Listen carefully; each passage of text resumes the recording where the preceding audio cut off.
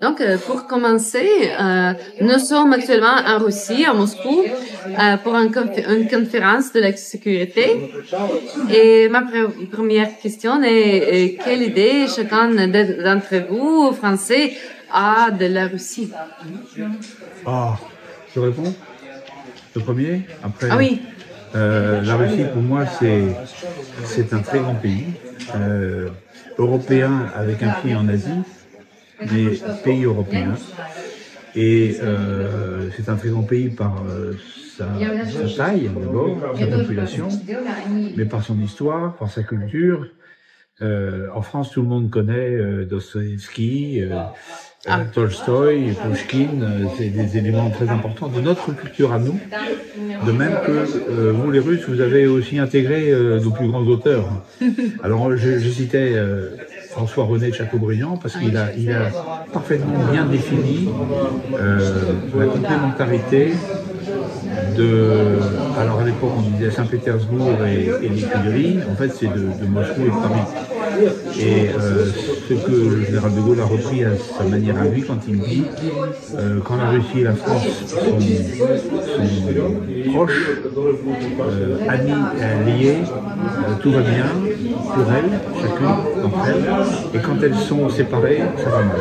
Alors aujourd'hui on est dans le deuxième cas, ça va mal, mais nous on fait partie des Français qui pensent que ça va aller bien un jour, et qu'on va retisser des liens fondamentaux pour la Russie, pour la France et pour toute l'Europe, parce que l'Europe suivra la Russie et la France si elles sont de nouveau proches et amies. Ah, merci. Je dirais que la France et la Russie, c'est déjà une histoire commune dans l'histoire longue. On a eu les premiers bataillons expéditionnaires de Russie qui sont venus aider en France au moment de la Première Guerre mondiale. Et donc on a des cimetières russes en France, des bataillons expéditionnaires qui sont venus nous soutenir dans la Première Guerre mondiale. Ensuite, évidemment, dans la Seconde Guerre mondiale, dans le combat contre le fascisme, non seulement la Russie a été un allié, mais même le premier allié, parce que c'est eux qui ont perdu plus de 15 millions, 20 millions, 26 millions selon les chiffres de soldats au combat contre le nazisme et qui ont, avec la France à l'époque, on sait, avec le bataillon le plus symbolique, c'est le bataillon Normandie-Niemen. Ah oui. L'escadrille. Le régiment de chasse, si vous voulez, où les Français et les Russes ont combattu ensemble à Smolensk, à Niemen, et ont lutté contre le nazisme. Donc c'est déjà une histoire très longue d'histoire commune. On sait que la Russie parlait français à l'époque aristocratique.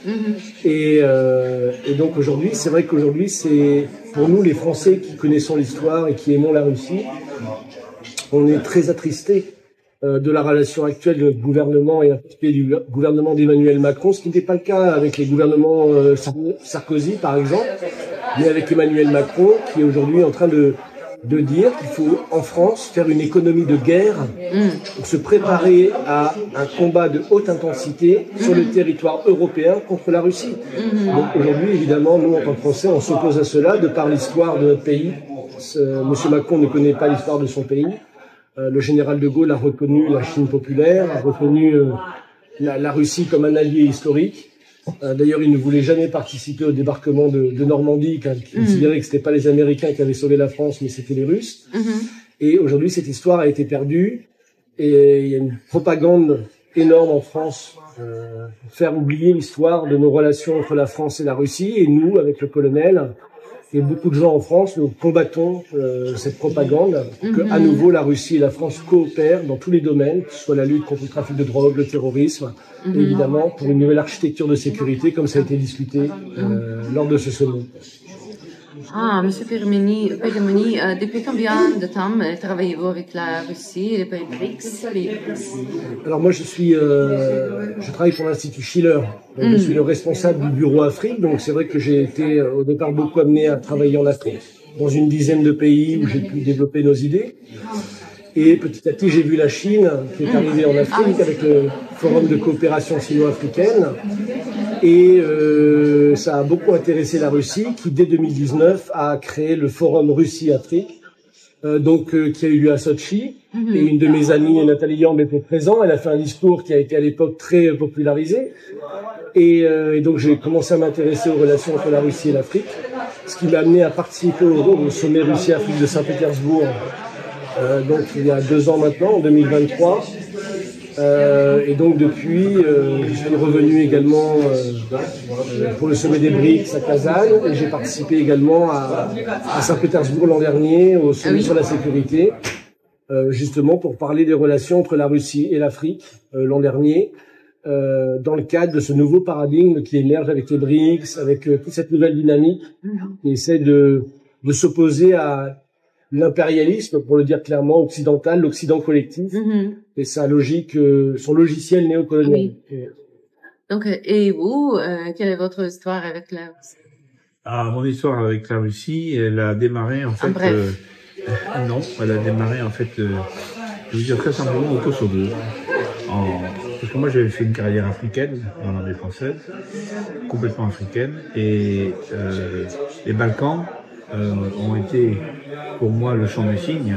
C'était pas prévu à l'avance, mais ma participation au conflit du Kosovo sous le drapeau de l'OTAN m'a amené à quitter l'armée française et m'a surtout fait découvrir par la petite Serbie, par sa province du Kosovo, m'a fait découvrir le monde slave, le monde orthodoxe, et comme mes aventures au Kosovo m'avaient mis si je puis dire, dans les bras de l'église orthodoxe serbe, l'église orthodoxe serbe m'a mis dans les bras de l'église orthodoxe russe. Et mon premier voyage ici à Moscou a été au patriarcat de Moscou, où j'ai été très bien accueilli par un hiéromoine russe qui parlait français parfaitement. Et il m'a dit, oh, mais je connais bien la France, mais j'ai passé quelques années à une autre époque. Voilà. Et c'est mon premier contact avec la Russie. Alors je suis revenu, je sais pas, ça doit être la 7e ou la 8e fois que je viens à Moscou, sur une période qui doit remonter la première fois peut-être 2010 ou 2011, je ne sais pas, peut-être une douzaine, une quinzaine d'années. Mais j'ai aimé immédiatement ce pays, j'ai aimé découvrir Moscou, j'ai été très impressionné, en particulier quand j'ai visité la cathédrale du Christ Sauveur, reconstituée, rebâtie, qui avait été rasée par Staline, et reconstituée à l'identique. Et j'ai été très ému quand j'ai vu que le trône impérial avait été rétabli là où il est, face à une grande icône de la famille impériale, le tsar Nicolas II, le saint tsar Nicolas II, la sainte tsarine, les 4 grandes duchesses et le tsarevitch, représentés avec l'auréole des martyrs. Et ça m'a immédiatement amené à me dire que le président Poutine était un grand homme d'État, qui savait réconcilier l'ancienne Russie et la nouvelle Russie, qui savait réconcilier finalement les victimes de la révolution de 1917 avec les victimes de la Grande Guerre patriotique, qui savait intégrer tout ça dans une même histoire, une même nation, un même peuple. Et là, en tant que Français, patriote, aimant mon pays, je me suis dit, je rêve d'un chef d'État en France un jour qui soit capable de nous réunir, tous les Français sincèrement attachés à leur pays, qui aiment leur pays profondément, quelles que soient nos opinions politiques, nos divergences, parce que c'est normal, et puis à la limite c'est ça d'ailleurs, mais de nous réunir tous derrière le même drapeau, avec le même amour de la France et la même capacité de tout donner à notre pays. Voilà. Donc ça c'est comme ça que j'ai découvert la Russie, et c'est pour ça que je suis très attaché à la Russie. Cet événement ici, la conférence de la sécurité, peut-être quelques mots sur cet événement. Oui, bah, C'est un événement, je pense, moi, qui est devenu incontournable au niveau international, et je suis très triste, d'ailleurs, que mon gouvernement et que la plupart des gouvernements européens aient refusé de participer, parce que on voit qu'aujourd'hui, ce qui se passe ici, c'est ce qu'on appelle la majorité mondiale. Il y a 130 pays qui sont représentés. On l'a vu au sommet des BRICS également, qui représentent plus de 60% de la population, 50% du PIB mondial. Ici, on avait 130 pays qui représentent cette même majorité mondiale, qui veut discuter justement des défis auxquels le monde fait face, que ce soit mettre fin à la situation en Ukraine. D'ailleurs, il y avait une délégation américaine qui était présente. Intéressant. Ah oui. À souligner. Alors que la France et les pays européens n'ont pas accepté de participer.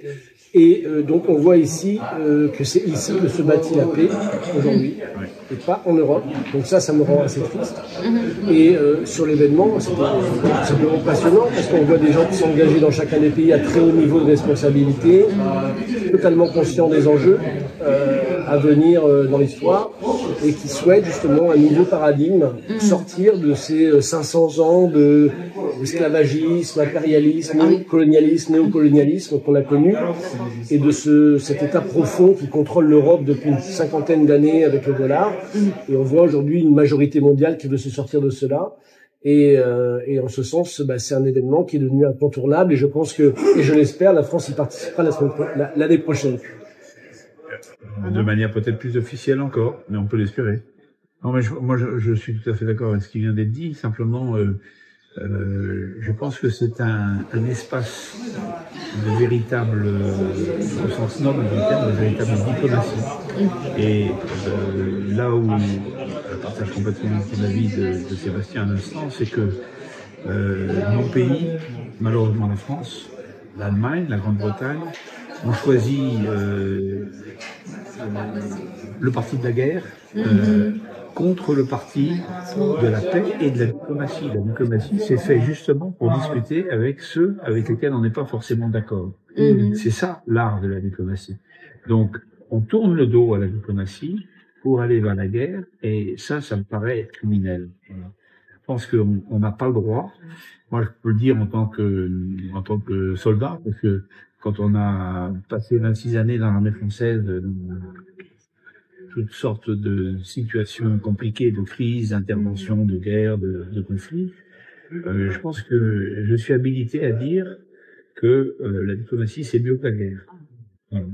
Donc, je regrette beaucoup l'attitude négative, et plus que ça, agressive de nos gouvernements européens aujourd'hui. Donc, mon dernière question, peut-être quel est le message spécifique que l'Europe, les amis de Russie, peut adresser à la Russie maintenant, à cette temps? Je dirais que dans les provocations multiples qui sont faites par les pays d'Europe de l'Ouest, principalement la France, la Grande-Bretagne, l'Allemagne, aussi les pays baltes, mais ça c'est anecdotique. Je pense que on ne peut que souhaiter une chose, c'est et que ça continue, c'est la maîtrise, la prudence au sens le plus noble du terme, des autorités russes et du président Poutine en particulier, qui n'est pas un va-t-en-guerre, qui a été contraint à cette guerre en Ukraine, alors qu'il avait prévenu depuis 10 ans auparavant que ça allait arriver si on poursuivait dans la voie qui avait été prise.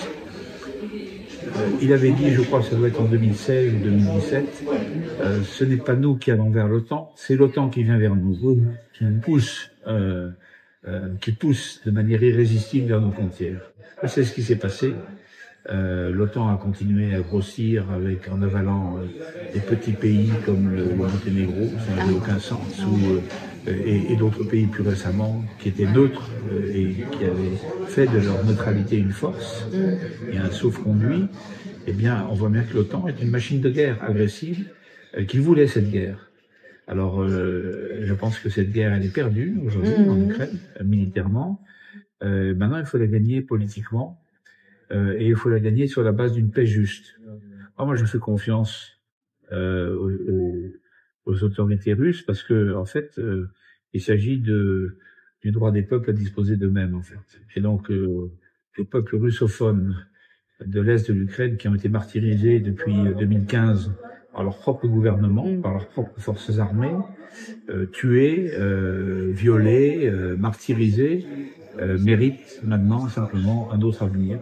Et je pense que j'espère vraiment de tout mon cœur que la paix va revenir, la reconstruction va revenir, que les relations se rétabliront dans la région, si à la condition que l'Europe de l'Ouest n'inocule son poison en permanence pour essayer de dégrader les choses. Voilà, c'est ce que je pense. Et votre message? Oui, je rejoins pleinement ce qui a été dit. Je dirais en effet que on est face à un danger existentiel